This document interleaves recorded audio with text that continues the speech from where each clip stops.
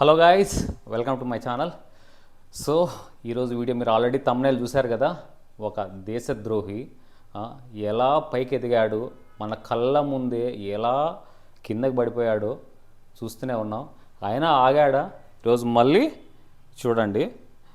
సమాన స్వేచ్ఛ ఆడవాళ్ళ హక్కు లైవ్ అంట. ఏం మాట్లాడాలి ఇతనితో? అంత ఎదిగిన కొద్దీ ఒదిగి ఉండరా బాబు అంటే వీడిని చూస్తే తెలుగులో కొన్ని సామెతలు అయితే గుర్తొస్తున్నాయి. కూర్చున్న కొమ్మనే నరుక్కోవడం, కెలుకుతానే ఉంటాడు. కెలికి వాసన చూసుకోవడంలో వీనికి మించినోడు లేదనిపిస్తుంది. మంచిగా చేసింది శివాజీ గారు. మొన్న ఏదో ఇష్యూ చేశారు, అయిపోయింది, అంత సారీ చెప్పాడు. సారీ చెప్పి ఆ ఇష్యూ అయితే ఎంత హుందాగా ఉంది ఆయన సారీ చెప్పడం. వీడు కూడా సారీ చెప్పాడు. ఇది వెటకారంగా సారీ. దేవుళ్ళ మీద ఒట్టేశాడు, బూతులు మాట్లాడినాడు. మళ్ళీ నిన్న ఇన్స్టా స్టోరీలో లా కొడుకులారని మళ్ళీ పెట్టాడు. వీడు మాట మీద అయితే నిలబడడు, వీడైతే మారడు.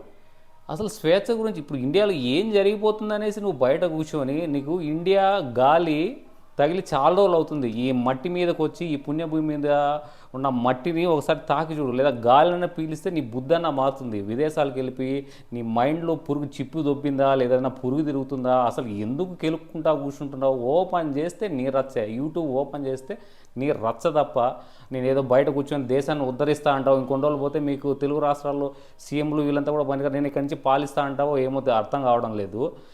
ఏది అన్వేష్, నీకు చెప్పేవాళ్ళు ఉన్నారా లేదా? నువ్వు అసలు నీకు మైండ్ పని చేస్తుందా, చిప్పు దొబ్బిందా?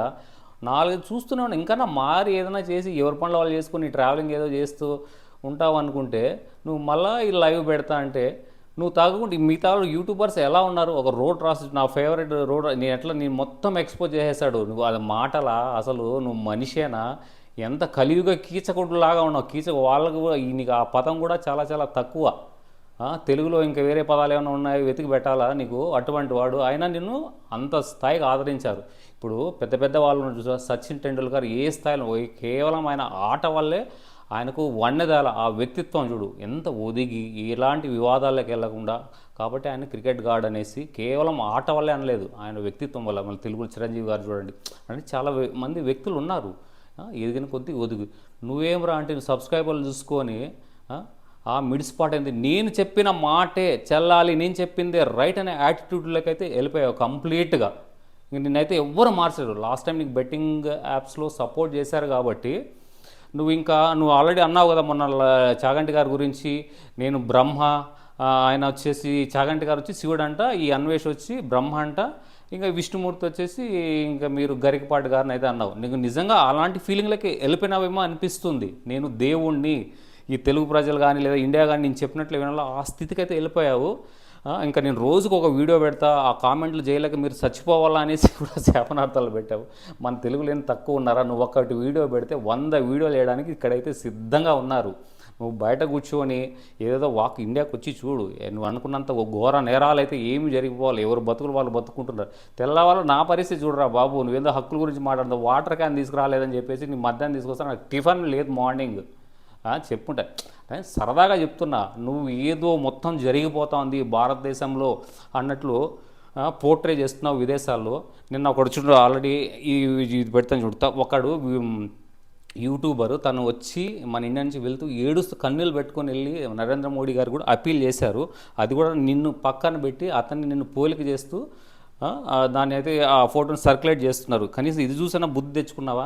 మన ముందే ఆతిథ్య దేశం రా. అసలు మన లాస్ట్ టైం క్రికెట్ ఆడినప్పుడు చూసావా వరల్డ్ కప్లో? వాళ్ళు మన ఆతిథ్యాన్ని చూసి కన్నీళ్ళు పెట్టుకొని వెళ్ళారు మన దేశం నుంచి. నువ్వు ఏదో కొన్ని ఇన్సిడెంట్స్ అవన్నీ తప్పనుకోండి, అది నువ్వు చెప్పిన ఇన్సిడెంట్లు అయితే జరగకూడదు, కానీ అది మన చేతుల్లో లేని పని. ఆ రోజు అప్పుడు ఎవరికి ఏ పురుగు తిరుగుతుందో ఏమో, అసలు నేను ఆ టాపిక్లకి అయితే వెళ్ళదలుచుకోలేదు.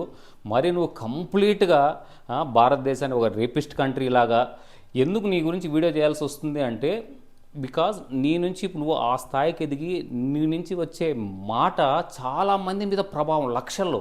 ఒక ఉగ్రవాది ఎక్కడైనా వచ్చి దాడి చేస్తే 100ల్లోనూ 1000ల్లోనే ప్రాణహాని చేసి అక్కడితో అది క్లోజ్ అయిపోతుంది. బట్ నువ్వు చేసే ఈ దాడి, ఈ సోషల్ మీడియా నువ్వు చేసే ఎంతోమంది అది మెదడుల మీద ప్రభావం చూపించి చాలా హేట్రేట్ని స్ప్రెడ్ చేసేటట్టుగా ఉంది. సో దానివల్ల నేను నీ మీద వీడియో చేయాల్సి వస్తుంది. యాక్చువల్ నాకు 7th థాయిలాండ్ వెళ్ళి పనులు కొంచెం బిజీగా ఉన్నా.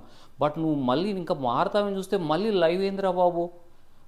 నువ్వు లైవ్ పెడితే కాచుకొని కూర్చొని ఉన్నారు. నీకేం కౌంటర్లు మామూలుగా మన లేడీసే నీకు కౌంటర్లు ఇస్తున్నారు. సిగ్గు లేదా నీకు? మళ్ళీ నువ్వు మాట్లాడుతున్నావా? నీ చరిత్ర మొత్తము బస్ట్ చేసేసారు. మొత్తం ఆన్లైన్లో ఎక్కడ చూసినా నీ వాయిస్ రికార్డింగ్లు, నీ చెత్త, నీ మైండ్ ఎంత నీచుడో నువ్వు మొత్తం ఆన్లైన్ అంతా తెలుస్తుంది. అలాంటిది మళ్ళీ నువ్వు లైవ్ పెట్టి హిత ఎంత నీచుడు చూడు. దయ్యాలు వేదాలు అది అలాంటి అవన్నీ నీకు మార్చేసావు. నువ్వు ఎట్లా అంటే బూతులను కూడా చాలా నార్మలైజ్ చేసేసావు. బూతులు మాట్లాడి ఏదో కొంచెం మనవాడు అని ఆదరించారు. నీవు లాంగ్వేజ్ని యాసెంట్ చూసి ఆదరించారనుకో. ఆదరించి నేను అంత స్థాయికి తీసుకెళ్తే కూడా నువ్వు కనీసం వాళ్ళకన్నా నువ్వు గౌరవం ఇచ్చావా? ఇంకా సిగ్గుపడాల్సిన విషయం ఏంటంటే ఇంకా వాడికి అంతమంది ఫాలోవర్లు మళ్ళీ వ్యూస్ ఇంకా తగ్గుతాయనుకుంటే నిన్న పెట్టిన వీడియోస్కి దాదాపు 8 lakh వ్యూస్. ఏం అసలు ఎటుపోతుందో సమాజము ఏదో అర్థం కాదు. 8 lakh వ్యూస్. ఇంకా నీకు వ్యూస్ ఇప్పటికీ కూడా మించిపోయింది ఏం లేదని వేష్. ఇప్పటికి కూడా నీకు మించిపోయింది ఏం లేదు. అందరికీ మనస్ఫూర్తిగా క్షమాపణ చేసి నేను ఎలాంటి వివాదాలకు వెళ్ళాలని చెప్పేసి నీ ట్రావెలింగ్ ఏదో నువ్వు చేసుకొని నా సిన్సియర్ అపీల్ నీకు. దయచేసి ఎందుకు ఏదో విషయం పట్టుకొస్తావు? నీ నోటికి చెత్త గబ్బు నోరు నీది. గబ్బు నోరు తీసుకొచ్చి ఏమంటవి వాగుతావు? అనవసరమైన విషయాలంతా ఎందుకురా బాబు? ఎటువంటి మేధావులు ఉన్నారు తెలుగు రాష్ట్రాల్లో, ఎటువంటి వక్తలు ఉన్నారు? గరికపాటి గారు తర్వాత చాగంటి గారి స్థాయారా బాబు నీది? నువ్వు కూడా రామాయణ మహాభారతం చెప్తా అంటావా? వాళ్ళ స్థాయి ఏంది? నీ అష్టావధానం మన తెలుగు వాళ్ళకే ప్రత్యేకం అది. అష్టావధానం అంటే అంత సామాన్యమైన విషయమా? అమెరికన్ శాస్త్రవేత్తలు కూడా ఒకసారి చూడు, గూగుల్కి వెళ్ళి ఆయన మైండ్ ఎలాంటిదని వచ్చి సైంటిస్టులు కూడా ఆయన్ని పరీక్షించారు. అసలు ఏంటి ఈయన ఇంత మేధస్సు, ఎటువంటి ఆ జ్ఞాపక శక్తి ఏంది, ఆ చతురత ఏంది, ఫ్లో మాట్లాడుతుంటే ఎటువంటి అసలు స్పష్టమైన ఉన్నతమైన బ్యూటిఫుల్ తెలుగు వినాలంటే వీళ్ళిద్దరి దగ్గర నుంచే వస్తుంది. నువ్వు మళ్ళీ నేను పాత సినిమాలు చూస్తాను, నాకు తెలుగు అంటే ఇష్టం అనేవాడు వాళ్ళ నుంచి నేర్చుకో. కనీసం వాళ్ళు దిక్సూచులు లేదా నీ మైండ్లో ఏదైనా పురుగు తిరిగి ఏదన్నా ఇప్పుడు అన్నట్టు క్రిస్టియన్ అంటే నువ్వేమో హిందూ అంటున్నావు. బట్ నిజాలైతే ఆల్మోస్ట్ వాళ్ళందరూ ఎక్స్పోజ్ చేశారు. ఇంకా నమ్మాల్సి వస్తుంది. ఏమైనా కొన్ని శక్తులతో భారతదేశాన్ని విచ్ఛిన్నం చేయాలని శక్తులతో ఏమన్నా చేతులు కలిపి ఇలా చేస్తున్నావేమో తెలియదు. వాళ్ళు చుక్కానే వాళ్ళు దిక్సూచి లాంటి వాళ్ళు మన ధర్మానికి. మెయిన్ అలాంటి హెడ్లని బదనాం చేసి వాళ్ళు హర్ట్ అయ్యి ఎందుకు లేరా బాబు మాకు ఈ వివాదాలు, ఎందుకు వీళ్ళకి మంచి చెప్పాలని చెప్పేసి వాళ్ళు కూడా పక్కకి వెళ్ళిపోతే హిందూ సమాజం ఎట్లా పోవాలరా బాబు? ఇప్పుడే ఎలాంటి పరిస్థితులు అయినా కూడా మన హిందువుల గొప్పతనం అందరినీ కలుపుకొని వెళ్ళే తనం ఉంది కాబట్టి ఇప్పుడు ఇంకా మన దేశంలో పీస్ ఏదో ఎవరి పనులు వాళ్ళు చేసుకుంటూ వెళ్తుంది. నువ్వు వచ్చి కెలికి పక్క దేశం చుట్టూ చూసావా? మన దేశం చుట్టూ కూడా మనకు శత్రువులే ఉన్నాం. ఇలాంటప్పుడు నీలాంటి వాళ్ళు ఆయుధాలుగా వాళ్ళకు ఉపయోగపడతారు. కనీసం ఆశోయన్నా ఉందా? బయట బ్యాంకాక్లో నిలబడుకొని నువ్వు చెప్పడం ఏందిరా బాబు? బిల్డింగ్లు చూడు అంటావు. ఒకసారి సైబరాబాద్కి వచ్చి చూడ, దానికి తలదిన్నే బిల్డింగ్లు ఉన్నాయి. అదే నువ్వు దేశానికి వచ్చి సస్తే ఇక్కడ చూస్తే నీకేమన్నా అర్థమవుతుంది. ఎక్కడో కూర్చొని ఎవడో ఇచ్చిన పీడు ఏదో పైన చూసేసి ఇది ఎట్లాగా అని పుట్టిన దేశాన్ని ఏమైనా మాట్లాడతారా? బాట్కావు నేను ఏం మాట్లాడాలో ఏం అర్థం కాలేదు.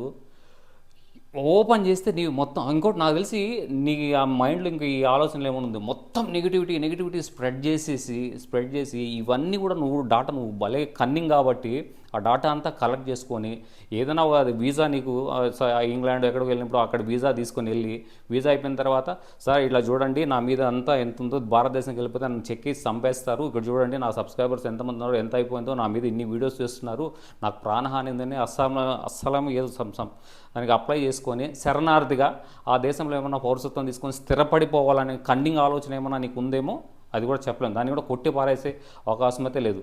నిజంగా నువ్వు సోషల్ మీడియాలో భయంకరమైన ఉగ్రవాది, మామూలు ఉగ్రవాదుల్ని తలదన్నే ఉగ్రవాది నువ్వు. నీ వీడియో కోసం చాలామంది ఇప్పుడు వెయిట్ చేస్తున్నారు. నువ్వు ఏదో నోరు జారుతావు, నీది మామూలు నోరు కాదు, నువ్వు ఆగేవాడు కాదు. నేనే కరెక్ట్ అనుకుంటావు, నేనే చెప్పిందే వినాలంటావు. అదేమి యాటిట్యూడ్ రా బాబు నీకు? చాలా కష్టం అన్వేష్. నిజంగా నువ్వు ఆపుతావేమో, ఆపేస్తాడులే, ఇంకా నార్మలైజ్ అయిపోయి మళ్ళీ మామూలు అన్నట్టు ప్రతి విషయం. ఇంకా నవ్వు వచ్చే విషయం, మొన్న ఒక తమ్ముళ్ళు పెట్టావు, ఆ రోజు నాకు చేద్దామనుకున్నా, ఏ గలీజు ఉంటే ఎందుకులే అనేసి ఏతో డబ్బులు సంపాదించడం ఎలా అని పెట్టావు. పోనీ ఏమైనా చెప్పావు దాని గురించి? సొల్లంతా చెప్పుకుంటా వచ్చినావు. ఇప్పుడు అందరూ ఎవరన్నా సహజంగా మన వాళ్ళు మధ్య ఏదో చెప్పాడు మనం వేసి చూద్దామంటే ఏదో నీకు ఒకడికే తెలుసు అన్నిట్లో ఏళ్ళు పెడతావు, స్టాక్ మార్కెట్లో ఏళ్ళు పెడతావు, నువ్వు స్టాక్ మార్కెట్లో పండితుడివి, ఏఐలో పండితుడివి, అన్నిట్లో పాండిత్యం, నీకు మహాపాండిత్యం వచ్చేవాడు మాదిరిగా ఫీల్ అవుతుంది. అంటే విదేశాలు తిరిగితే నీకు ఇంత నాలెడ్జ్ వచ్చేస్తుందా మరి? అంటే అన్ని సబ్జెక్టులో ఎక్స్పర్ట్ అయిపోతుంది విదేశాలు తిరిగితే. ఆ లెక్కన మళ్ళీ ఎంత సినిమా షూటింగ్ వాళ్ళు మన హీరోలు ఎన్ని దేశాలు నువ్వు చూడడం అన్నీ కూడా వెళ్ళి వింటారు. వాళ్ళంతా వచ్చి ఇట్లాగా వాగుతున్నారా? ఏం మనిషిరా బాబు నువ్వు. నువ్వు లైవ్ చేయి ఎక్కడో దొరుకుతావు. మన వాళ్ళే, మన లేడీస్ నిన్ను దేంతో కొట్టాలో దాంతోనే కొడతారు. నువ్వు ఎన్ని కౌంట్ అవుతూనే ఉన్నాయి. నీ పాపం అయితే పండినట్లుగా అనిపిస్తుంది. చేస్తూ ఉండు. ఈ పాపం అయితే పండిపోయింది ఆల్మోస్ట్. అసలు ఏంద్రా బాబు అంత మంచిగా ఏదో చేసుకున్నావు, ఒక పెద్ద సామ్రాజ్యాన్ని సృష్టించుకున్నావు, దేవుడి దయ వల్ల నీకు అన్నీ కలిసి వచ్చాయి. హ్యాపీగా ఉండకుండా ఎందుకు వచ్చిందిరా బాబు నీకు ఇవన్నీ? బయట కూర్చొని ఒక్కసారి వచ్చి దేశం గాలి పీల్చు, లేదా గాలి ఎవరి దగ్గర మట్టి తెప్పించుకొని కాళ్ళ మీద నెత్తిని చల్లుకో, నీళ్ళు మట్టి కొంచెం నీళ్ళని తెచ్చుకుంటే ఈ పుణ్యభూమి నుంచి కొంచెమన్నా మారతావు. నీకు అంతా రోగ్ కంట్రీస్లు అన్నీ తిరిగి రోగ పనులన్నీ చేసి రోగ్ అయిపోయావు నువ్వు, అంతే సింపుల్గా. దరిద్రుడా నీతో మాట. ఇంకా నువ్వు అన్నావు కదా, నేను రోజు బాదిగా పెడతా, మీరు చచ్చిపోవాలి కామెంట్ చేయలేక అనేసి.